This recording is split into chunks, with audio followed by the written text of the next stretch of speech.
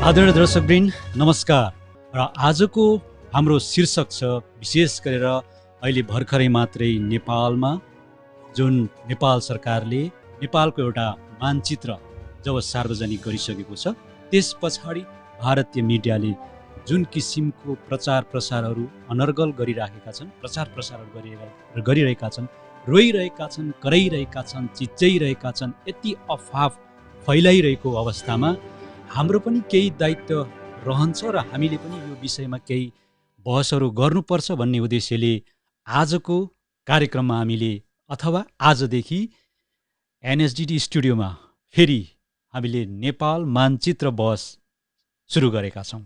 यहाँ तपाईँहरू हामी सबै जोड्न सक्छौँ। तपाईँहरूले आफ्ना कुराहरू राख्न सक्नुहुनेछ, आफ्ना विचारहरू राख्न सक्नुहुनेछ, तर अलिकति हामीले अध्ययनशील भएर आफ्नो कुराहरू यहाँहरू समक्ष राख्नको निम्ति हामी अनुरोध गर्न चाहन्छौँ। र अबदेखिको यो हङकङ गतिविधिको श्रृङ्खलादेखि अर्को पछाडिको श्रृङ्खला नेपाल मानचित्र बहस सुरु भइसकेको छ र यहाँ हङकङमा रहनुभएका हामी सम्पूर्ण नेपाली जो विशेष गरेर सङ्घ संस्थाहरू अगुवाई गरेर बसिरहनु हुने नेपाली समुदाय र लगायत हाम्रा सम्पूर्ण नेपाली समुदायहरू जो यो विषयमा र विशेष गरेर नेपालको अहिले जुन मानचित्रहरू थियो यो अलिकति कतिपय मिडिया साथीहरूले भन्ने क्रममा पनि अलिकति कमजोरी त्रुटि गरिरहेको मैले देखिरहेको अवस्था छ।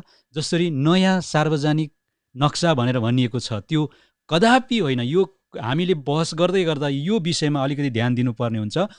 यो जुन मानचित्र अहिले निस्किएको छ, निकालिएको छ, सार्वजनिक गरिएको छ, यो नै नेपालको पुरानो 1816 जुन तत्कालीन ब्रिटिस र इन्डियासँग सम्झौता गरिएको यो सुगौली सन्धि भनिन्छ त्यस बेलादेखि नै यो रहेको जुन नक्सा छ त्यो नक्सा अहिले भर्खरै मात्र केपी सरकार ओलीको अगुवाईमा यो सार्वजनिक भएको छ। र यो बहसहरू आज यिनै विषयमा अलिकति हामी छेडछाडको भन्दा पनि अलिकति हाम्रो पनि आपत्ति रहनेछ र हामी यसमा पनि गम्भीर रूपमा रहेका छौँ। भारतले जुन तरिकाले योभन्दा अगाडि जुन आफ्नो राजनीतिक एउटा मेप प्रस्तुत गरेको थियो त्यसप्रति आपत्ति जनाइएको अवस्था थियो। तर हुँदाहुँदै अहिले भर्खरै मात्रै फेरि भारतले लिपुलेख हुँदै माथि मानव सरोवर जाने जुन स्थल जाने धार्मिक स्थल जाने ठाउँमा बाटो बनाइसकेपछि त्यस पछाडि नेपाल सरकारबाट निस्किएको यो जुन यसलाई भन्छ अहिले एकदमै यो एउटा राजनीतिक आन्दोलन पनि हो। नेपाल सरकारले राजनीति आन्दोलन भन्दा पनि आफ्नो ऐतिहासिक आधारमा जुन तरिकाले प्रमाणसहित पेश गरेर यो सार्वजनिक गरेको छ त्यस पछाडि भारत सरकारले आपत्ति जनाइसकेको छ। नेपाल सरकारले यो सार्वजनिक गरेको मानचित्र अथवा नक्सा हामीलाई आपत्ति छ, हामी मान्दैनौँ भनेर भनिरहेको अवस्था छ। यो एउटा रहेको छ भने अर्को कुरो विशेष गरेर भारतीय मिडियाहरूको एकदमै अनर्गल तथ्यहीन प्रचार प्रसारहरूमा यति लागिरहेको छ र यसलाई खण्डन गर्नको निम्ति प्रत्येक व्यक्ति हामी नेपालीहरूले प्रत्येक व्यक्तिले आफ्नो सामाजिक सञ्जाल अथवा आफ्नो अनलाइन मार्फत तथ्यगत रूपमा त्यसलाई प्रतिवाद गर्दै हामीले अब गर्ने समय आएको छ। र यही विषयमा आज हामी फेरि नयाँ बहस लिएर तपाईँहरूको समक्ष आएका छौँ। र टङ्कजी अब हामी आज जुन यो हाम्रो नेपालको नक्सा जुन तरिकाले अहिले निस्किएको छ, सार्वजनिक भएको छ, यो विषयमा भइसकेपछि जुन नेपाल र भारत बीचको सम्बन्धको दरारहरू पैदा भएको छ यो विषयमा के कस्ता किसिमका उदाहरणहरू अथवा हामीले नेपालका लागि दिन सक्छौँ र जुन भारतीयहरूले अहिले गरिरहेको आरोप प्रत्यारोप छ त्यो विषयमा पनि हामी खण्डन गर्नेछौँ। र यहीँबाट सुरु गरौँ। टङ्कजी अब तपाईँको विचार सुरु गरौँ। हजुर नमस्कार। यो नयाँ कार्यक्रम आजबाट मात्रै हामी सुरु गरेका छौँ।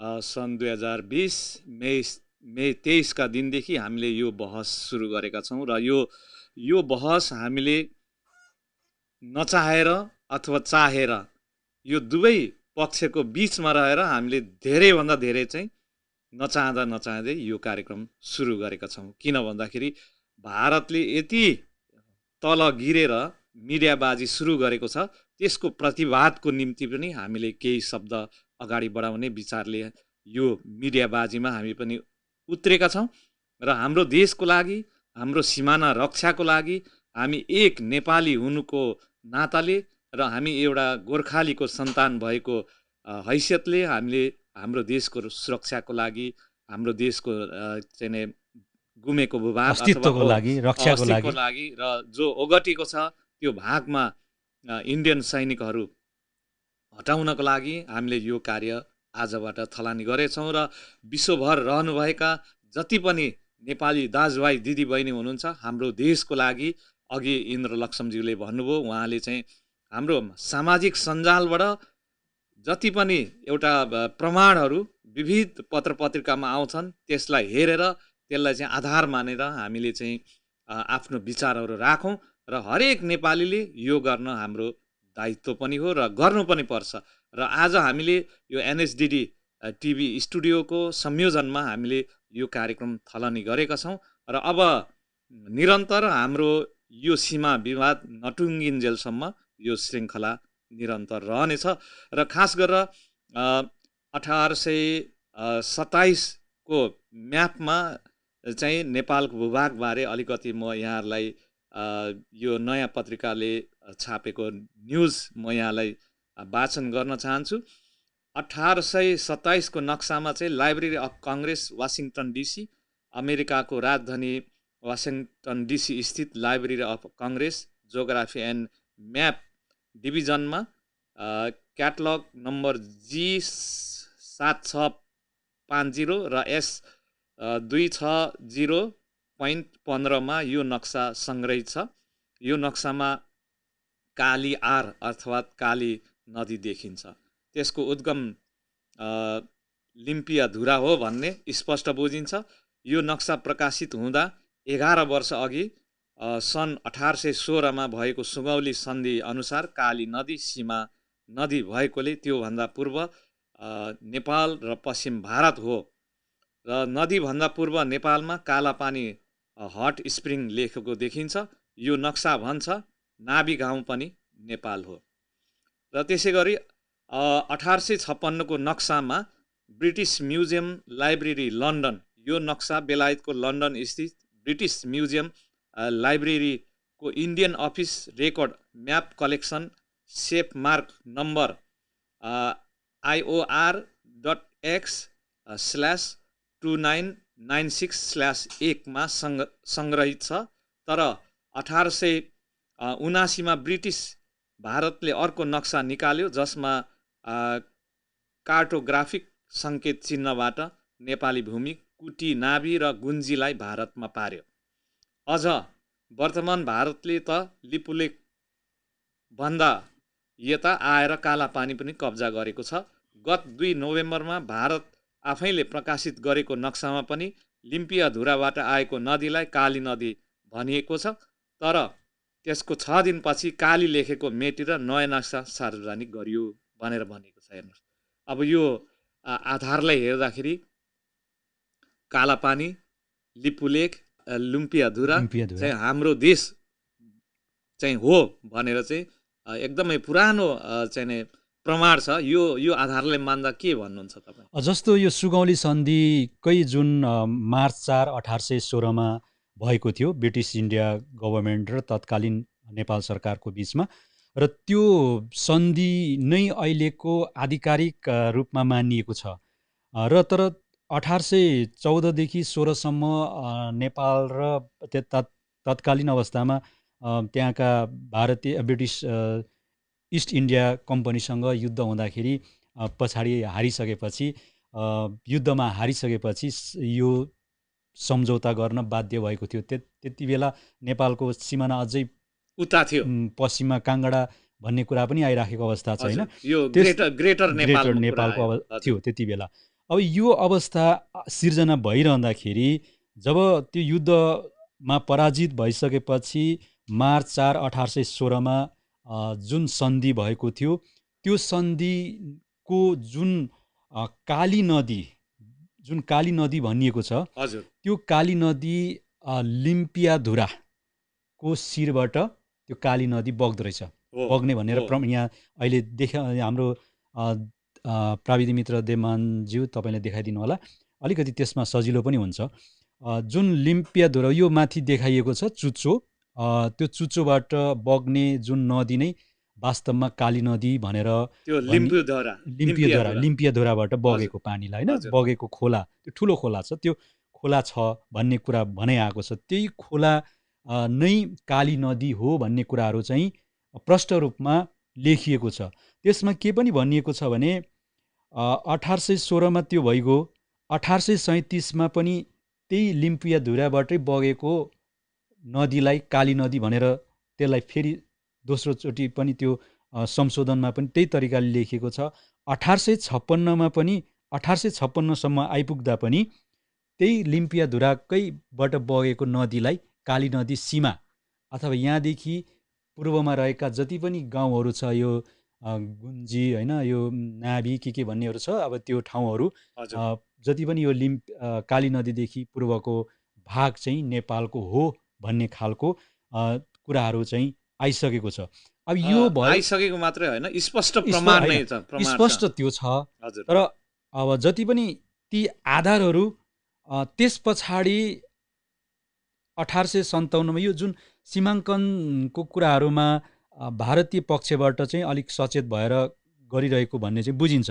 तर तत्कालीन समयका सरकारहरू यो विषयमा अलिकति मौन भएको कारणले यो पछिल्लो चरण अहिलेसम्म आइपुग्दाखेरि यो जुन बहस छ, यो सीमा विवादको कुराहरू चाहिँ निस्कन, मुखमा निस्किने, वार्तामा आउन नसक्ने, वार्तामा बस्न राख्न खोजे, फेरि उनीहरूलाई आउनै नमान्ने, यो अवस्थामा अहिलेसम्म नेपालको यो जुन सीमा विवादको कारण यो आएको छ। वास्तवमा सीमा विवादै होइन यो, किनभने सीमा बकैदा तोकिसकेको छ। तर जब भारतले आफ्नो मोनोपोली तरिकाले अब ठुलो भाइ अथवा हेपा प्रविधि अथवा साम्राज्यवाद नीति अपनाएर त्यस पछाडि पनि यो लगभग यो 1962 देखि यता,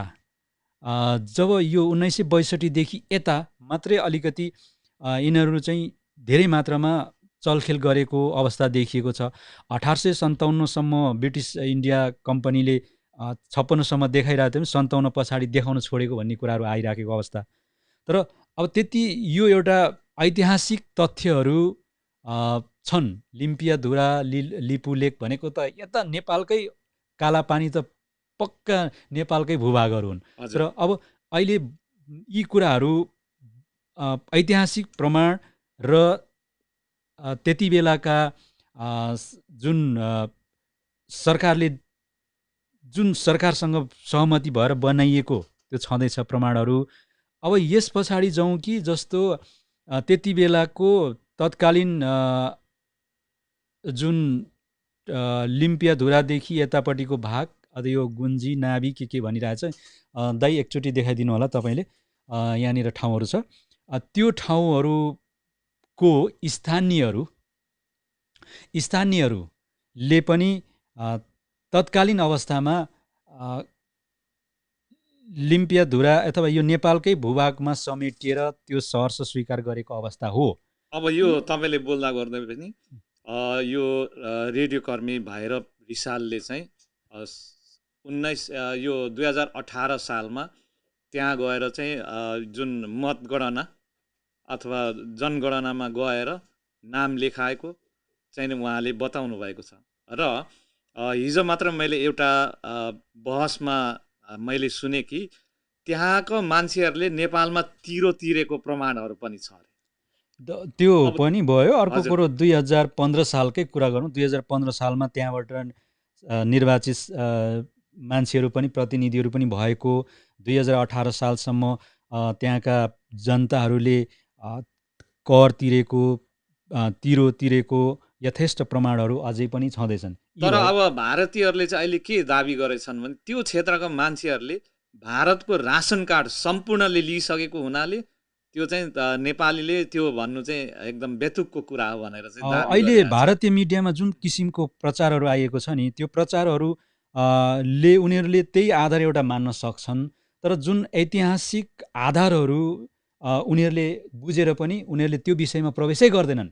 अब यो अहिले जुन यो बहसहरू अहिले आइसकेको छ, यो अवस्थामा आउँदाखेरि व्यक्ति विशेषको कुराहरू उठाउने, तिमीहरूलाई हामी चाहिँ के अरे यो विषय तिमीहरूले उठाउनै नहुने, अथवा यो चाइनाले तिमीहरूलाई चाहिँ उकासेको हो हैन, अथवा तिमीहरू हाम्रो देशभन्दा धेरै सानो छौ, एउटा होइन? राज्य जत्रो मात्रै यस्तो छौ भनेर, किसिमको जुन कुतर्क बहस विषय त सीमासँगको छ नि, हजुर तर बहस उनीहरूले त्यो विषयलाई, त्यो ऐतिहासिक प्रमाण थाहा छ उनीहरूलाई, तर त्यो विषयमा उनीहरू प्रवेश गर्दैनन्। र अब तिमीहरू यहाँ आउँछौ, हामीले खानु दिएको छ, पाल्नु दिएको छ होइन, यो सदियौँदेखि भाइ र रोटी बेटीको सम्बन्ध हो होइन, हो, एउटै आँगनमा बसेको एउटै ब्लड हो।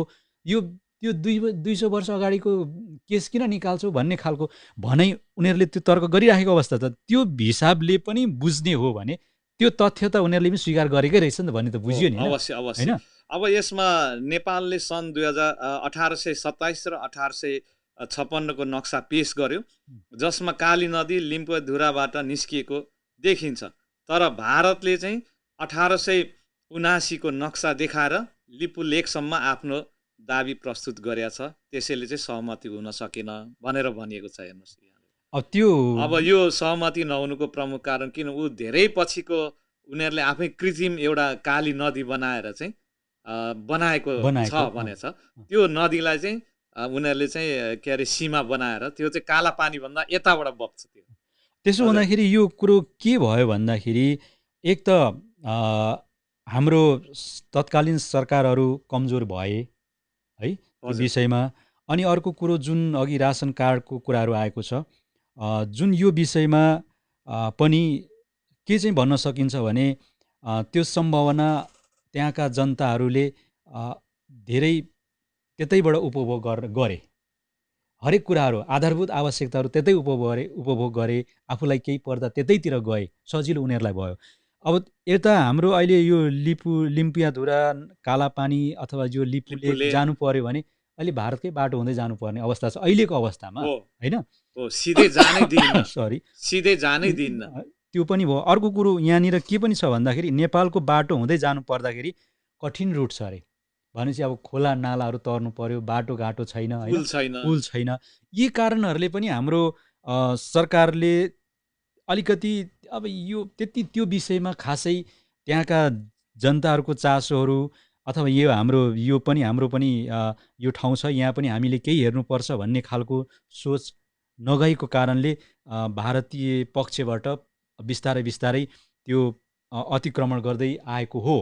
तर जब यसको अतिक्रमणको व्यापक रूप चाहिँ अब हामीले अध्ययन गरे अनुसार, अध्ययनमा आए अनुसार, ऐतिहासिक प्रमाणका कुराहरू हामीले त त्यति बेला जन्मेका त होइनौँ होइन, हामीले ती आधारहरू, जुन तथ्यगत आधारहरू, कागजी प्रमाणहरू जुन अहिले प्रशस्त मात्रामा नेपाल सरकारसँग छ, त्यसैको आधारमा निस्किएका समाचारहरूलाई हामीले पनि यहाँ सम्भार गरेर भनिरहेको अवस्था हो। जस्तो अलिकति बढी मात्रामा यो क्षेत्र कालापानीमै नेपाली भारतीय सैनिकहरू आउनको कारण र बस्नको कारण चाहिँ 1962 नेपाल र चीन युद्ध हुँदाखेरि, नेपाल होइन, चीन र भारत युद्ध हुँदाखेरि चीनबाट परास्त भयो भारतीय सैनिकहरू हैन।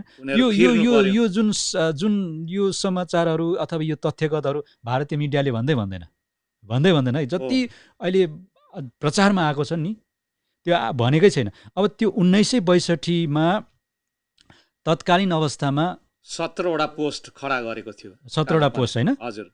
त्यसमा पछाडि 16वटा पोस्ट हटायो। यो चाहिँ राजा महेन्द्रले नै फेरि हटाउन लगाएको भन्ने कुरा नै हटाउन लगाएको। तर त्यसमा फेरि उनीहरूले एउटा पोस्ट राखे, आनाकानी गरेर पछि हटाउँछौँ भनेर त्यही पोस्ट राखेको कारणले त्यस पछाडि त्यहाँ चाहिँ के भयो भन्दा, यदि कोही नेपालीहरू यता आउन खोजे पनि उनीहरूले रोक्ने अवस्था भयो, यताको मान्छे त्यता जान खोजे पनि रोक्ने भयो होइन।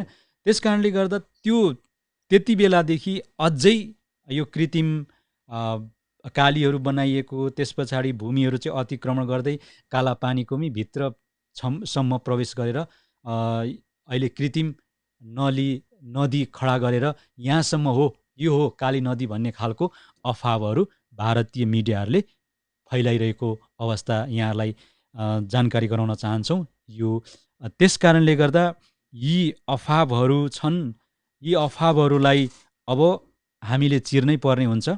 त्यसो हुँदाखेरि जुन यो अघि भनियो 2018 सालमा त्यहाँ स्थानीय जनताहरूले कर तिरेकोहरू, 15 सालमा चुनावहरू लडेकोहरू अथवा हरेक कुराहरू चाहिँ नेपालसँगै सम्बन्धित छ, प्रमाणहरू छन्, यथेष्ट प्रमाणहरू छन्। र यो सुगौली सन्धिको जुन प्रमाणहरू अझै पनि भारतमै पनि छ, यहाँ नेपालको उसमा नभए पनि बेलायतको लाइब्रेरीमा पनि छ, सुरक्षित छ नि त, छन् हैन। र अर्को कुरो साथसाथै यो मानेमा भारतीयहरू जुन एकदमै रोइ कराई गरिराखेका छन् है, अनर्गल प्रचारहरू गरिराखेका छन्। तर यो यसरी भनिरहँदा हिन्दी बीबीसीले पनि काली नदी लिम्पियाधुराबाट बगेको नदी हो र जुन अहिले विवादित क्षेत्र नेपालको भनेर भनिसकेको छ। भनेपछि हामीसँग यति यथेष्ट प्रमाणहरू छ, अथवा नेपाल सरकारसँग यति यथेष्ट प्रमाण छन्, र त्यो हुँदाहुँदै पनि भारतीय विस्तारवादको यो पेलान अथवा अतिक्रमणले नेपाललाई जुन तरिकाले यहाँसम्म ल्याएको छ, त्यो लिम्पियाधुरादेखि कालापानीसम्मको भूभाग लगभग र अहिले लगभग 400 वर्ग किलोमिटर होइन, 335 त त्यो तपाईँको अहिले उनीहरूले नक्कली खडा गरेको कालीदेखि उताको भाग हो।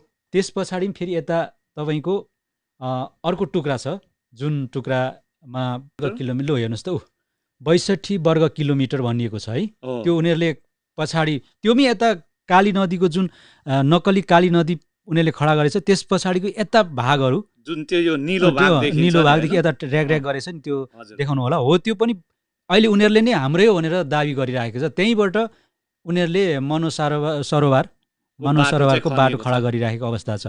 भनिसकेपछि 335 र 62ले झनै 400 हुन्छ होइन। 400 वर्ग किलोमिटर पश्चिम हडपिएको छ यो लिम्पियाधुरादेखि यता कालापानीसम्मको जमिन। तर समग्रमा नेपालको सीमा समग्रमा अन्य भूभागहरू गरेर 54 क्षेत्रमा मिचिएको अवस्था छ। त्यसमा लगभग 60,000 वर्ग किलोमिटर, 60,000 भनेर यहाँ भनिएको छ। यो 60,000 ती सबै यो नयाँ नक्सामा समेटिएको छ। अहिले चाहिँ नयाँ भनौँ न, अब नयाँ त होइन, पुरानै नक्सा हो, तर अहिले जारी गरिएको नक्सामा हैन समेटिएको छ। हुन त अब यो पहिल्यैबाट यसको समेटिएको थिएन। अब किनभने पहिला अलिकति यो टुक्रा देखिएको थिएन जस्तो लाग्छ मलाई। अब यो पुरानो नक्सामा चाहिँ यो जुन टुक्रा थियो, जुन चराको चुच्चो जस्तो, त्यो पहिलो नक्सामा थियो। तर बिचमा आएर त्यो नक्सा चाहिँ हाम्रै नेपाल सरकारकै कमजोरी हो नि त, त्यो कमजोरीले त्यो नक्सा चाहिँ ठुन्क्यायो।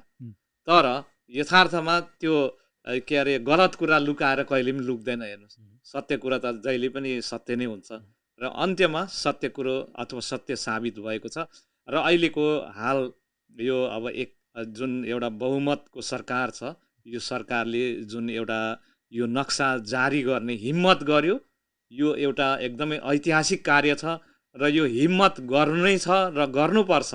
यो सरकारको चाहिँ जुन एउटा हिम्मत छ त्यसलाई हामी तारिफ गर्न चाहन्छौँ। र योभन्दा अगाडि आएका सरकारहरूले यस्तो हिम्मत गर्न सकेको थिएन।